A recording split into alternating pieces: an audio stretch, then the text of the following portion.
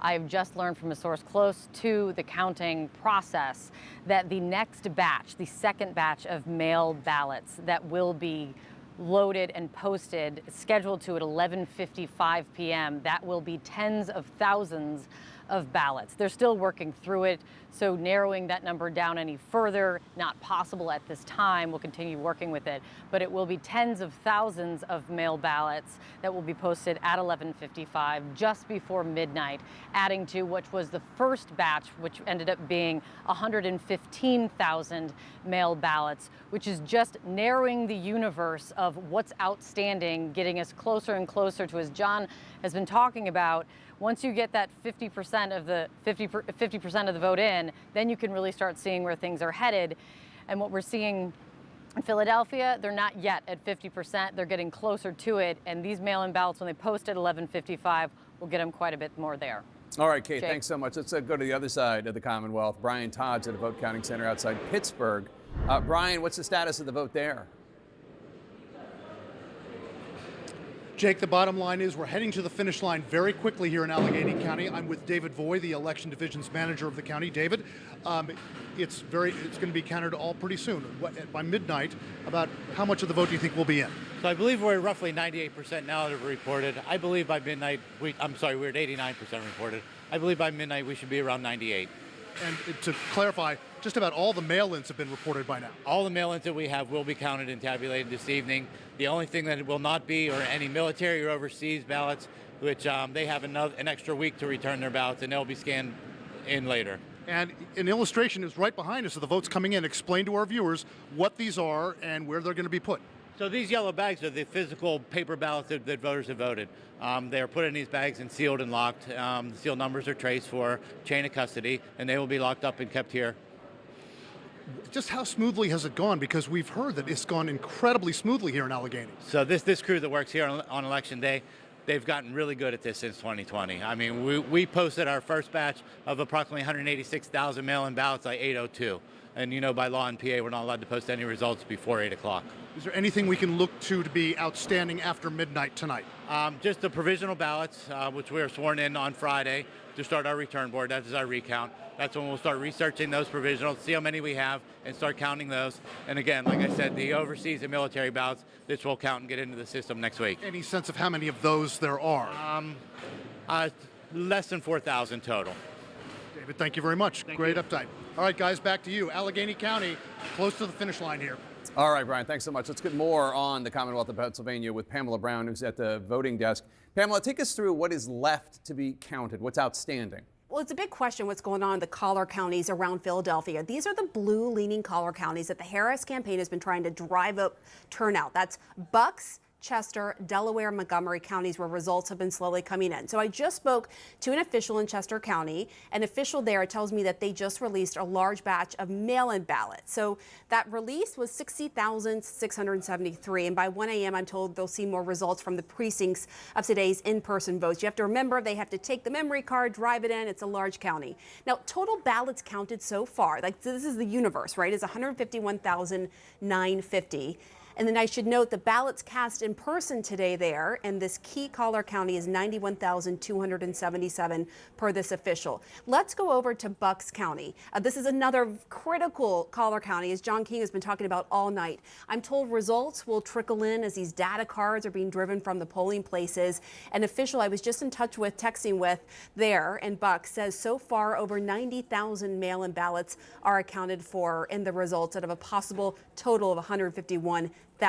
And I also want to note this, that the state will be required to report the outstanding early votes by midnight. So we should get a clearer picture soon there in this critical battleground Commonwealth of Pennsylvania. Back to you. All right, fascinating. And she was just talking about Bucks County.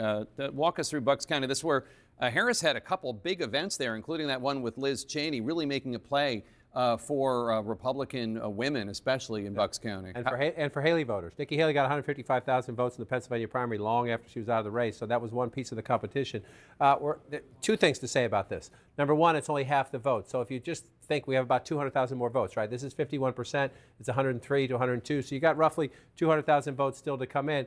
Bucks County is the most competitive of the collar counties. She's at 50%, the vice president, if you round up. Again, President Biden was at 52 if you round him up. You say that's not a huge difference, but Jake, you know the Commonwealth very well. In the competitive swing counties, a half a point or a point can matter, and right now that number is not good for the vice president. Indeed. And CNN can bring you a projection now. Folks at home, CNN projects that the state of Oregon will go to Kamala Harris. As expected, Oregon, with its 8 electoral votes, will go to the Democrat Kamala Harris. Let's take a look at the electoral map. Right now, Donald Trump has 211 electoral votes. Kamala Harris has 153 electoral votes. 270 are needed to win. Let's take a look at the key races now. Arizona, Donald Trump in the lead there, 49.6% of the vote. Kamala Harris right behind him with 49.5% of the vote. Donald Trump with a roughly 3,000 vote lead. That's with 51% of the estimated vote in from the state of Arizona. In battleground Wisconsin, Donald Trump maintaining his lead, 50.4% of the vote. Kamala Harris is 48% of the vote. Donald Trump with a more than 50,000 vote lead right now with 63% of the estimated vote in from the Badger State. In the Commonwealth of Pennsylvania, Donald Trump maintaining his lead, 51% of the vote. Kamala Harris is 47.9% of the vote. Donald Trump with more than 165,000 more votes than Kamala Harris, with more than 3/4, 76% of the estimated vote in from the Commonwealth of Pennsylvania. In battleground Georgia, Donald Trump in the lead, 50.9% of the vote. Kamala Harris is 48.3% of the vote. Donald Trump has a more than 131,000 vote lead over Kamala Harris. That's with 90% of the estimated vote in. So they got 10% to go there in Georgia, but Donald Trump in the lead. In North Carolina, another battleground, Donald Trump still in the lead there with 50.7% of the vote. Kamala Harris with 47.9% of the vote.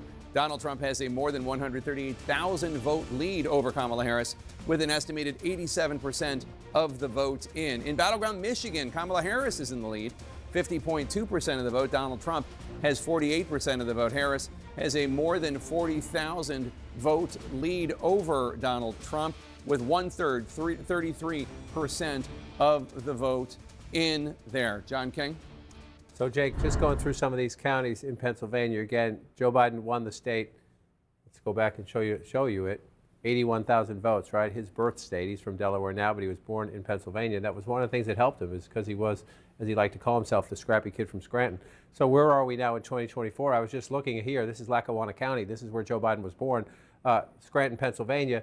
You say, well, the vice president's winning it with 51%, but Donald Trump's at 48, right? So again, in a close battleground state, margins within some of these counties can matter. She's at 51. Joe Biden, 4 years ago, was at 54. That's a big deal. That's a big deal. You look at the margin there, you say, oh, that's only 9,000 votes, right? You know, but if you're trying now, you're trying to make up this lead, right? That's 3,000 votes, a little less than that, a little more than that, maybe 3,000 votes. The reason it matters is you're trying to make up 173,000 votes, right? So when you're losing ground in each of these counties, it hurts. And so let's just come over here. This is Luzerne County. This is Trump country, Pennsylvania.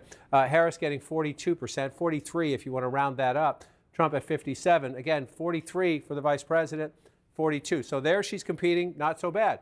There. So you're just looking for the pieces as you come through. Carbon County, 65 for Trump.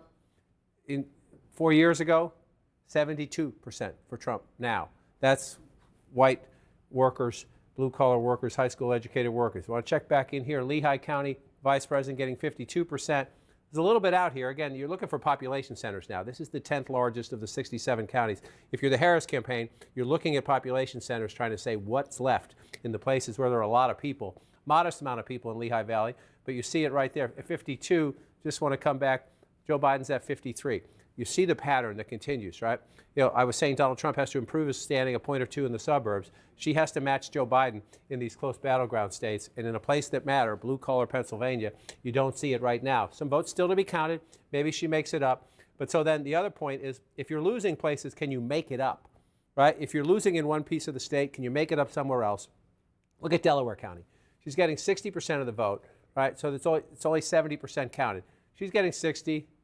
Biden got 63, even in Delaware County, which is strongly Democratic. That was my last stop on the all over the map tour there. Again, there's time, right? There's 70% of the vote to come, but look at this, right? If you've got 70%, the most you're going to make up, if the percentages stay the same, you're going to make up somewhere in the ballpark of 15 or 20,000 votes, right? That's great. You're making up 15, 20,000 votes. His lead is 178,000 votes. So you're looking for places where you can make up a ton, which is why, to circle back to your hometown, what Kate Baldwin just told us is absolutely essential. It was Saturday morning in 2020 when that last installment from Philadelphia came in. The next installment will not be the last installment from Philadelphia, but she said tens and tens of thousands of votes, right?